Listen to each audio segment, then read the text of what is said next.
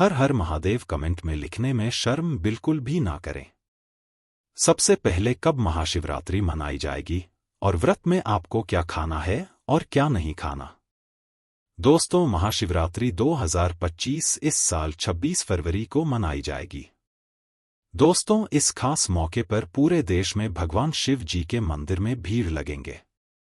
कई लोग इस पावन अवसर पर भगवान शिव जी को प्रसन्न करने के लिए उपवास रखते हैं। उपवास रखने से मन को शांति मिलती है। अगर आप भी इस खास अवसर पर उपवास करने जा रहे हैं तो अपनी सेहत का विशेष ध्यान रखें। साथ ही इस बात का ध्यान रखें कि इस अवसर पर क्या खाएं और क्या ना खाएं।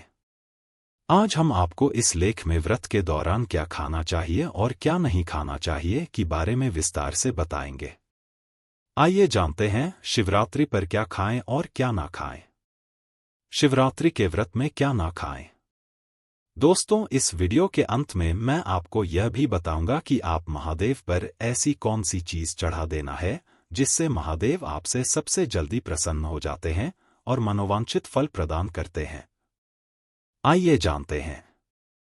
दोस्तों, चाहे कुछ भी हो जाए, महाशिवरात्रि के दिन मांस मदिरा का सेवन गलती से भी मत करना, नहीं तो आपको कुछ भी हो सकता है। महाशिवरात्रि के दिन देर तक कभी ना सोएं, इससे आपका भाग्य बिगड़ सकता है। भगवान भोलेनाथ क्रोधित हो सकते हैं। महाशिवरात्रि के दिन दाल चावल या गेहूं से बने पकवान नहीं खाना चाहिए। इस दिन आप सिर्फ फल, दूध, चाय और कॉफी ले सकते हैं। दोस्तों, अगर आप भगवान भोलेनाथ जी को प्रसन्न करना चाहते हैं तो इस दिन काले कपड़े भूलकर भी मत पहनना। इस दिन जितना ज्यादा हो सके भगवा रंग या लाल रंग का ही कपड़ा पहने, बहुत ही शुभ और मंगलकारी माना जाएगा। इस दिन गलती से भी पति पत्नी शारीरिक संबंध भूलकर भी न बनाएं, अन्यथा भगवान भोलेनाथ के क्रोध का सामना आपको करना पड़ेगा। इस दिन जितना ज्यादा हो सके दान करें। भगवान भोलेनाथ को अगर खुश करना है तो यह बात गांठ बांध लें। दोस्तों, यह पाप कभी मत करना। महाशिवरात्रि के पावन अवसर पर शिवलिंग पर भूलकर भी यह चीजें मत चढ़ाना, नहीं तो जिंदगी भर आपको किसी बड़ी परेशानी का आपको सामना करना पड़ सकता है। आपका व्रत टूट भी सकता है। भगवान भोलेनाथ अत्यंत क्रोधित हो सकते हैं, जान लीजिए। नहीं तो आपके व्रत रखने का कोई भी फायदा नहीं। तो चलिए जानते हैं। दोस्तों, नंबर 1, तुलसी। पौराणिक कथाओं के मुताबिक तुलसी को माता लक्ष्मी जी का स्वरूप माना जाता है। माता लक्ष्मी जी भगवान विष्णु जी की पत्नी है। भगवान विष्णु शालिग्राम की पूजा में ही तुलसी का प्रयोग किया जाता है। ऐसे में शिवलिंग पर तुलसी का प्रयोग वर्जित है। यह आपको पाप का भागीदार बना सकता है। ऐसा अनर्थ कभी मत करना। दोस्तों, नंबर 2, सिंदूर एक प्रकार से श्रृंगार की वस्तु है जो सभी देवियों को चढ़ाया जाता है, परंतु भगवान भोलेनाथ बैरागी है और वह महाकाल है, इसीलिए उन्हें सिंदूर नहीं चढ़ाया जाता है। ऐसा पाप आप कभी मत करना। दोस्तों, नंबर 3, शिवरात्रि के पावन अवसर पर जितना ज्यादा हो सके आपको भगवा रंग पहनना चाहिए। भगवान भोलेनाथ अति प्रसन्न होते हैं। इस दिन काले कपड़े पहनने से बचना चाहिए और मंदिर में काले वस्त्र पहनकर कभी प्रवेश न करें। दोस्तों, नंबर 4, हल्दी। सभी देवी देवताओं की पूजा में हल्दी का उपयोग किया जाता है, लेकिन कुछ का मानना है कि विनाश के देवता भगवान भोलेनाथ जी को अर्पित नहीं करना चाहिए, क्योंकि हल्दी सौभाग्य का प्रतीक है। दोस्तों, 5, केतकी के फूल। पौराणिक कथाओं के मुताबिक केतकी के फूल भी शिवलिंग पर नहीं चढ़ाना चाहिए, क्योंकि एक बार केतकी के फूल भगवान ब्रह्मा के झूठ में साथ दिया था। यह बात जानकर भगवान भोलेनाथ ने क्रोध में आकर केतकी के फूल को श्राप दे दिया। दोस्तों, नंबर 6, नारियल पानी। एक पौराणिक मान्यताओं के अनुसार ऐसा कहा जाता है कि शिवलिंग पर नारियल पानी नहीं चढ़ाना चाहिए, क्योंकि यह शुभ नहीं माना जाता है। दोस्तों, नंबर 7, शंख जल। भगवान भोलेनाथ ने शंखचूड़ नाम के असुर का वध किया था। शंख को उसी असुर का प्रतीक माना जाता है जो भगवान विष्णु का भक्त था, इसीलिए विष्णु भगवान की पूजा शंख से होती है, शिव की नहीं। दोस्तों, नंबर 8, तेल या भगवान विष्णु के मैल से उत्पन्न हुआ था माना जाता है, इसीलिए इसे भगवान भोलेनाथ को नहीं अर्पित किया जाना चाहिए। दोस्तों, नंबर 9, टूटे हुए चावल। भगवान भोलेनाथ को अक्षर यानी साबुत चावल अर्पित किए जाने के बारे में शास्त्रों में लिखा है। टूटा हुआ चावल अपूर्ण और शुद्ध होता है। इसीलिए यह भगवान भोलेनाथ को नहीं चढ़ता। आप ऐसा अनर्थ मत करना। चावल चढ़ाने से पहले ध्यान से देख ले कहीं चावल टूटा हुआ ना हो। खासतौर से शिवरात्रि पर यह चीजें भगवान भोलेनाथ को चढ़ाने से भी व्यक्ति का भाग्य चमक उठता है। भगवान भोलेनाथ होते हैं अति प्रसन्न। तो चलिए जानते हैं दोस्तों। नंबर 11 गंगाजल। भगवान विष्णु के चरणों से निकली और भगवान भोलेनाथ की जटा से धरती पर उतरी है। इसीलिए सभी नदियों में गंगा परम पवित्र। गंगा जल से भगवान भोलेनाथ का अभिषेक करने से मानसिक शांति और सुख की प्राप्ति होती है। दोस्तों नंबर 12 गन्ने का रस और का प्रतीक माना जाता है। शास्त्रों में इसे बहुत ही पवित्र माना गया है। प्रेम के देवता कामदेव का धनुष गन्ने से बना है। देव प्रबोधनी एकादशी के दिन गन्ने का घर बनाकर भगवान विष्णु की देवी तुलसी की पूजा की जाती है। दोस्तों नंबर 13 3 पत्तों वाला बेलपत्र। 3 पत्तों वाला बेलपत्र जो कटा फटा नहीं हो ऐसा भगवान भोलेनाथ को चढ़ाएं। 3 पत्तों वाला बेलपत्र त्रिदेव ब्रह्मा विष्णु महेश का प्रतीक माना जाता है। महाशिवरात्रि के अवसर पर बेलपत्र अर्पित करने से शिवलोक की प्राप्ति होती है, ऐसा ग्रंथों में बताया गया है। दोस्तों नंबर 14 धतूरे का फूल। धतूरे के फल के समान धतूरे का फूल भी भगवान भोलेनाथ को प्रिय है। इसका कारण यह है कि यह सफेद होता है और औषधीय कारणों से गुणकारी होता है। मानसिक शांति के लिए धतूरे के पुष्प को शिवलिंग पर अर्पित करें। दोस्तों नंबर 15 चांदी के नाग नागिन के जोड़े की ग्रहों के अशुभ प्रभाव के कारण घर में सुख शांति की कमी और आर्थिक परेशानियों को दूर करने के लिए महाशिवरात्रि के अवसर पर भगवान भोलेनाथ को नाग नागिन के जोड़े समर्पित करें। इससे काल सर्प और नाग दोष समाप्त होता है। दोस्तों नंबर 16 धतूरा। भांग की तरह धतूरा भी एक जड़ी बूटी है। भगवान भोलेनाथ के सिर पर छत विष के प्रभाव को दूर करने के लिए धतूरे का प्रयोग भी किया गया था। इसीलिए भगवान भोलेनाथ को धतूरा भी प्रिय है। महाशिवरात्रि के अवसर पर शिवलिंग पर धतूरा अर्पित करें। इससे शत्रुओं का भय दूर होता है, साथ ही धन संबंधी मामलों में उन्नति होती है। दोस्तों नंबर 17 भांग। भगवान भोलेनाथ ने हलाहल विष पान किया। इस बीज के उपचार के लिए कई तरह की जड़ी बूटियों का प्रयोग देवताओं ने भी एक है। इसीलिए भगवान भोलेनाथ को अत्यंत प्रिय है और से शिवरात्रि के अवसर पर भांग के पत्ते को पीसकर दूध या जल में घोलकर भगवान भोलेनाथ का अभिषेक करें तो रोगों से मुक्ति मिलती है।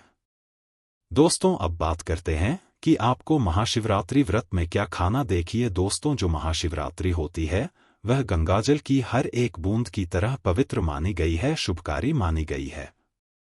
हमारे हिंदू परंपरा में शिवरात्रि का बहुत महत्व है और यह पर्व फाल्गुन मास के कृष्ण पक्ष की चतुर्दशी को मनाया जाता है। भगवान भोलेनाथ भोले भंडारी है। वे एक लोटा जल से भी प्रसन्न हो जाते हैं, मात्र एक बेलपत्र से भी अति प्रसन्न हो जाते हैं। लेकिन भगवान भोलेनाथ शीघ्र ही गुस्सा भी हो जाते हैं। जहां भगवान भोलेनाथ को कोई चीज प्रिय है तो वहीं कुछ चीज आप यह भी है, कुछ चीजें ऐसी है जिनका भगवान भोलेनाथ की पूजा में अगर इस्तेमाल न किया जाए तो भगवान भोलेनाथ का पूजन अधूरा रह जाता है।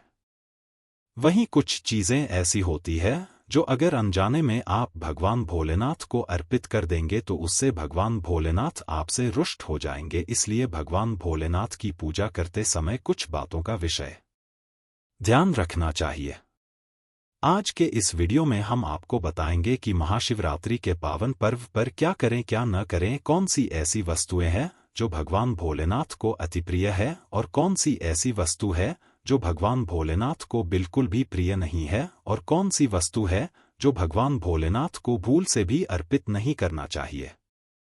दोस्तों सबसे पहले जानते हैं कि महाशिवरात्रि के पावन पर्व पर क्या करना चाहिए जिससे कि भगवान भोलेनाथ और माता पार्वती का आशीर्वाद आपको प्राप्त हो। महाशिवरात्रि के दिन भगवान भोलेनाथ की पूजा सफेद या लाल रंग के वस्त्र धारण करके ही करें।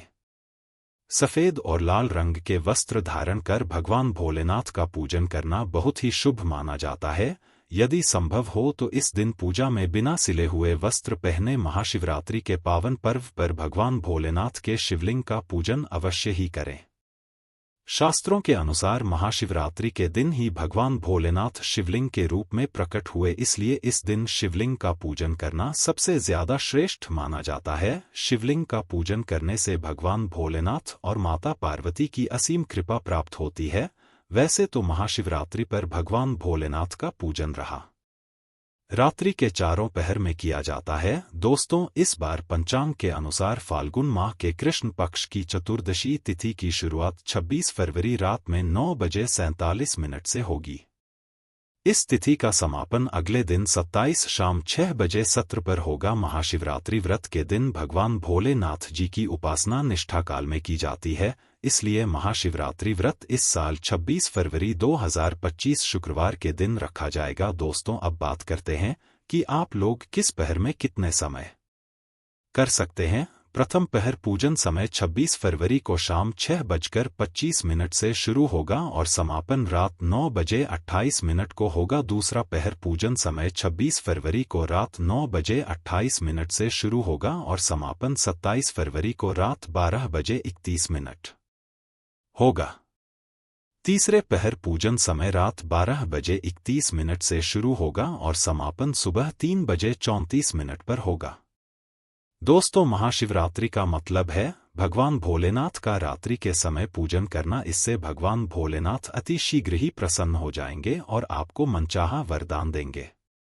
महाशिवरात्रि पर भगवान भोलेनाथ के साथ माता पार्वती जी की पूजा भी अवश्य ही करें। ऐसा करने से आपको भगवान भोलेनाथ के साथ माता पार्वती जी का भी आशीर्वाद प्राप्त होगा। शिवरात्रि के दिन भगवान भोलेनाथ का शिवलिंग पर बेलपत्र अवश्य ही अर्पित करें। बेलपत्र भगवान भोलेनाथ को अति प्रिय है। बेलपत्र के बिना भगवान भोलेनाथ का पूजन अधूरा माना जाता है। बेलपत्र एक नहीं माना जाता। एक शाखा में जो 3 पत्ते जुड़े हैं उन्हें बेलपत्र कहा जाता है। एक शाखा में 3 जुड़े हुए बेलपत्र ही शिवलिंग पर अर्पित करें और चंदन से उस पर ओम नमः शिवाय लिख करके अर्पित करें। ऐसा करने से भगवान भोलेनाथ की कृपा प्राप्त होती है। महाशिवरात्रि के दिन भगवान भोलेनाथ को पूजा में अक्षत अर्पित करें। ऐसा करने से आपको भगवान भोलेनाथ जी का आशीर्वाद प्राप्त होगा। इस दिन रात्रि में भगवान भोलेनाथ का जागरण अवश्य करना चाहिए, जिससे आपको महाशिवरात्रि का पूर्ण फल प्राप्त हो सके। महाशिवरात्रि के दिन भगवान भोलेनाथ की पूजा करने से पहले भगवान श्री गणेश, भगवान कार्तिकेय, नंदी जी और माता पार्वती का पूजन अवश्य ही करना चाहिए, नहीं तो आपको पूजा का फल प्राप्त नहीं होगा। इस दिन बैल को हरा चारा अवश्य ही खिलाना चाहिए, क्योंकि बैल को नंदी जी का रूप माना जाता है, जो भगवान भोलेनाथ जी को अत्यधिक प्रिय है। दोस्तों, महाशिवरात्रि पर इन कार्यों को करने से भगवान भोलेनाथ की कृपा प्राप्त होती है। दोस्तों, अब बात करते हैं कि आपको महाशिवरात्रि के दिन क्या क्या खाना चाहिए। शिव पुराण के अनुसार माना जाता है कि महाशिवरात्रि पर व्रतधारी को धतूरा अवश्य खा लेना चाहिए।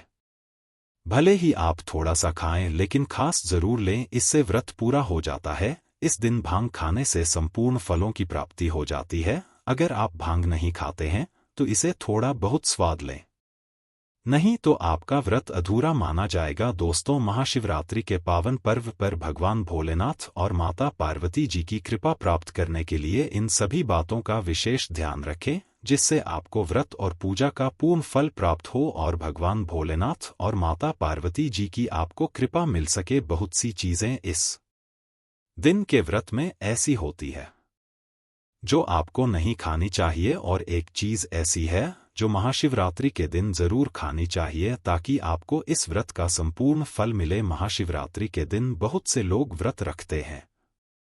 एक बेला उपवास रखकर कई लोग साथ भी भोजन करते हैं। महाशिवरात्रि का व्रत अगर आप रखते हैं तो ध्यान रखें शरीर में पानी की कमी ना हो। इसके लिए अनार या संतरे के जूस का सेवन कर सकते हैं, लेकिन गन्ने का जूस मत कीजिएगा।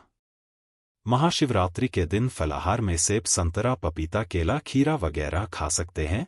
अगर आपने यह जड़ महाशिवरात्रि पर धारण कर ली तो समझो साक्षात दुनिया की कोई भी ताकत आपको करोड़पति होने से रोक नहीं पाएगी। भगवान शिव का वास होता है इस जन्म में, तो यह शुभ समय हाथ से जाने मत देना। शिवरात्रि साल में एक ही बार आती है। महाशिवरात्रि साल में एक ही बार आती है, तो यह जरूर धारण करें। दिन बस पहन लेना अपने गले में। इस पौधे की झाड़ जीवन के हर कष्टों से तुरंत मिल जाएगी।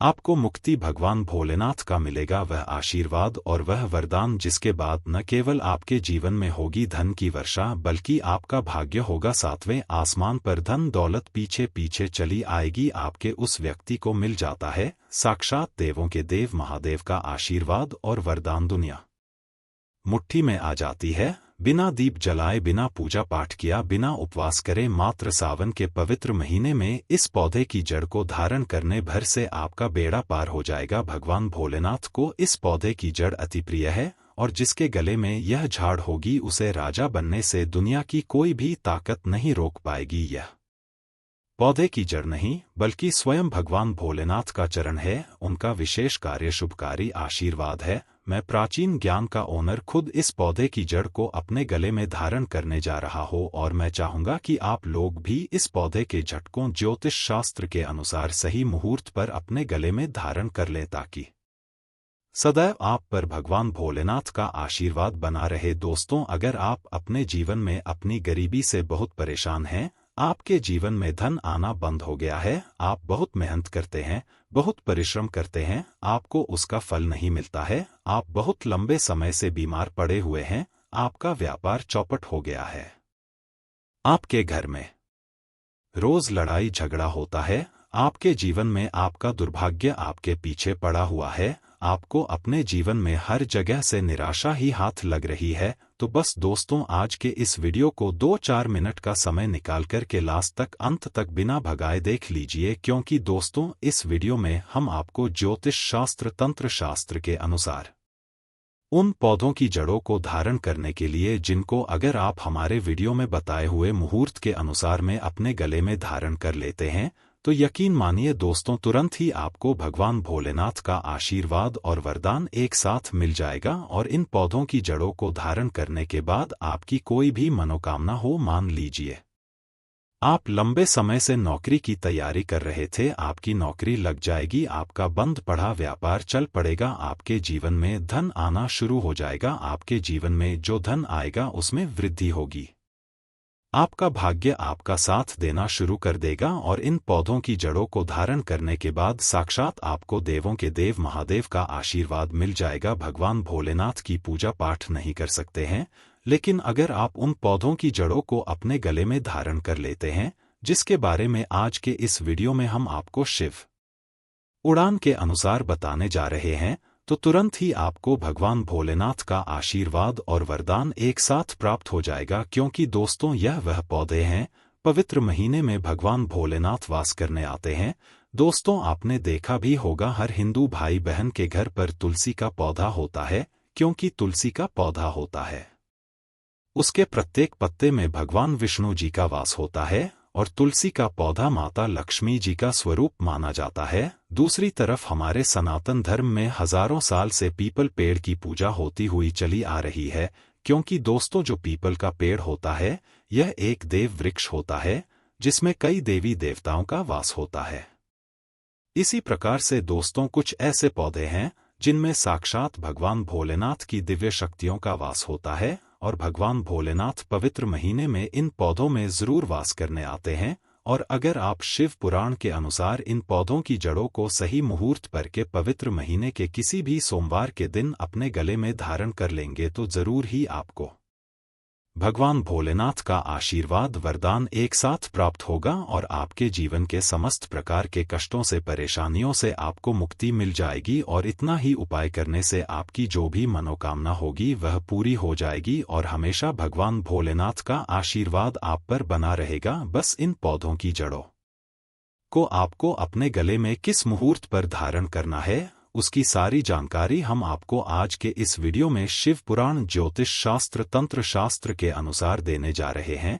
इसीलिए इस वीडियो को लास्ट तक अंत तक बिना भगाए देखेगा। और अगर आप चाहते हैं कि भगवान भोलेनाथ का आशीर्वाद हमेशा आप पर और आपके परिवार पर बना रहे भगवान भोलेनाथ की कृपा से इस साल आप करोड़पति बन जाएं। तो दोस्तों, पूरी सच्ची श्रद्धा और पूरे विश्वास के साथ इस वीडियो को लाइक कर दीजिए और कमेंट बॉक्स में लिख दीजिए ओम नमः शिवाय, हर हर महादेव, और कमेंट बॉक्स में अपनी राशि भी डाल दीजिएगा। आपकी राशि के अनुसार कोई भी ऐसा उपाय होगा आप लाभ पा सकते हैं, वह आकर हम आपके कमेंट का रिप्लाई में बता देंगे। लेकिन आपसे निवेदन था, वीडियो लाइक करना मत भूलिएगा। पवित्र महीने में समुद्र मंथन हुआ था। समुद्र मंथन से एक विष निकला था, जिस विश्व का नाम था कल विष। इस वर्ष की वजह से पूरी सृष्टि में हाहाकार मच गया था। तब भगवान भोलेनाथ ने इस विषय को अपने कंठ में धारण किया था, जिसकी वजह से उनका कंठ नीला पड़ गया था। तब से भगवान भोलेनाथ को नीलकंठ कहा जाता है।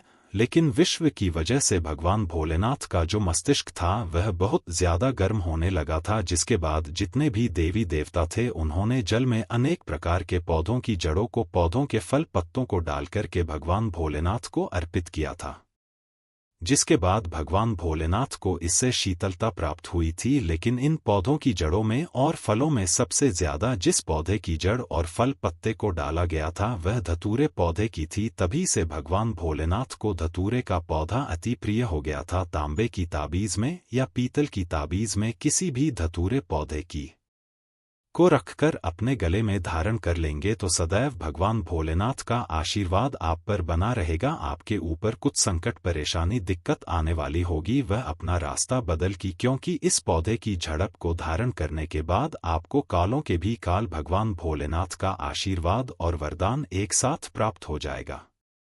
दोस्तों, अगर आप चाहते हैं कि आपका भाग्य हमेशा आपका साथ दे, आपके नवग्रह आपका साथ दे, आप जिस कार्य को भी शुरू करें उस कार्य में आपको सफलता प्राप्त हो, तो एक बात को समझ लीजिए, जब अमृत की कुछ बूंदें धरती पर गिरी थी तो वह बूंदें लतजीरा पौधे पर जाकर गिरी थी।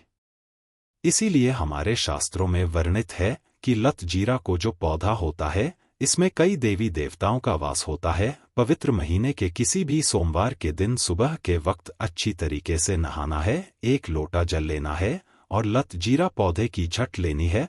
भगवान भोलेनाथ के मंदिर जाना है, एक लोटा जल आपको सबसे पहले शिवलिंग पर अर्पित करना है कि ताबीज में झड़ रखने के बाद आपको इस ताबीज को अपने हाथ में पकड़ना है और शिवलिंग के सामने 108 बार ओम नमः शिवाय, हर हर महादेव का जाप करना है, क्योंकि 108 की संख्या भगवान भोलेनाथ को बहुत प्रिय होती है। उसके बाद आपको इस पौधे की झाड़ को अपने गले में धारण कर लेना है। पवित्र महीना के किसी भी सोमवार के दिन यह उपाय कर लेंगे तो मान कर चलिए सदैव आपका भाग्य आपका साथ देगा। आप जिस कार्य को भी शुरू करेंगे उस कार्य में आपको सफलता प्राप्त होगी। भगवान भोलेनाथ की कृपा से आपके नवग्रह आपका साथ देना शुरू कर देंगे। आपके जीवन में, करियर, कारोबार में आपको उन्नति देखने को मिलेगी। अचानक से आपका बैंक बैलेंस बढ़ने लग जाएगा और भगवान भोलेनाथ के आशीर्वाद से आने वाले समय आपका बहुत ही कल्याणकारी होगा, बहुत ही सौभाग्यशाली होगा। वीडियो में आगे बढ़ने से पहले आपसे निवेदन था, अभी तक आपने वीडियो को लाइक नहीं किया है, वीडियो को लाइक कर दीजिए। दोस्तों, यह पौधा जो आप स्क्रीन पर देख पा रहे हैं इसको कहते हैं अति बला का पौधा। बहुत ध्यान से इस पौधे को देख लीजिए, यह पौधा बड़ी मुश्किल से मिलता है। ज्योतिष शास्त्र में लिखा हुआ है कि जो व्यक्ति बहुत बीमार पड़ा हुआ है, जिस व्यक्ति की बीमारी ठीक नहीं हो रही है, अगर कोई व्यक्ति अपना इलाज कराकर आकर थक चुका है और वह व्यक्ति सिर्फ और सिर्फ इस पौधे की जड़ को चांदी के ताबीज में रखकर के पवित्र महीने के किसी भी सोमवार के दिन अपने गले में धारण कर लेता है, तो उस व्यक्ति को पर कोई ऐसा दोष है जिसकी वजह से वह व्यक्ति बीमार पड़ा हुआ है, वह दोष अपने आप खत्म हो जाता है और वह व्यक्ति के स्वास्थ्य में सुधार आने लग जाता है। दोस्तों, अगर आपके ऊपर शनि दोष है, आपके ऊपर मंगल दोष है, आपके ऊपर वास्तु दोष है, तो हम आपको वीडियो की शुरुआत में ही बता दे रहे हैं, किसी भी दोस्त को जड़ से खत्म नहीं किया सकता है, दोष के प्रकोप को कम किया जा सकता है। और अगर आप चाहते हैं कि जो दोष आपके ऊपर चल रहा है उसका प्रभाव लगभग न के बराबर हो जाए, तो बस एक काम कीजिएगा, सावन के पवित्र महीने के किसी भी सोमवार के दिन आपको इस मदार पौधे की जड़ को कहीं से भी प्राप्त कर लेना है। यह पौधा आपको बड़ी आसानी से अपने घर के आसपास कहीं भी मिल जाएगा। आपको एक तांबे की ताबीज लेनी है और एक लोटा जल लेकर भगवान भोलेनाथ के मंदिर जाना है। मंदिर जाने के बाद सबसे पहले आपको एक लोटा जल शिवलिंग पर अर्पित करना है। मदार पौधे की जड़ को अपने हाथ में पकड़ना है और तांबे की ताबीज को अपने हाथ में रखना है और भगवान भोलेनाथ के बीज मंत्र का जाप 108 बार करना है। बीज मंत्र है श्री शिवाय नमस्ते। हम फिर से रिपीट कर दे रहे हैं दोस्तों, श्री शिवाय नमः। तो हम उसके बाद इस पौधे की जड़ को आपको अपने गले में धारण कर लेना और जो भी दोषी होगा उसका प्रभाव लगभग न के बराबर हो जाएगा। भगवान भोलेनाथ की कृपा से आपको अपने दोषों की वजह से किसी भी प्रकार के कष्ट, परेशानी, दिक्कत का सामना नहीं करना देगा। इस उपाय के बारे में हमने आपको ज्योतिष शास्त्र से बताया है। तो आप लोगों से निवेदन था दोस्तों, अभी तक आप लोगों ने वीडियो को लाइक नहीं किया है, तुरंत ही वीडियो को लाइक कर दीजिए। तो आज हम इस विषय में बात करेंगे कि कैसे आप छोटे छोटे सुधार करके अपने घर में धन के स्थायित्व को बढ़ा सकते हैं। सबसे पहले देखें, कहीं आपके कोई दुकान हो, घर हो, संस्थान हो, प्लांट हो, फैक्ट्री हो, अगर धन नहीं दिख रहा तो कहीं कोई वास्तु दोष नहीं है।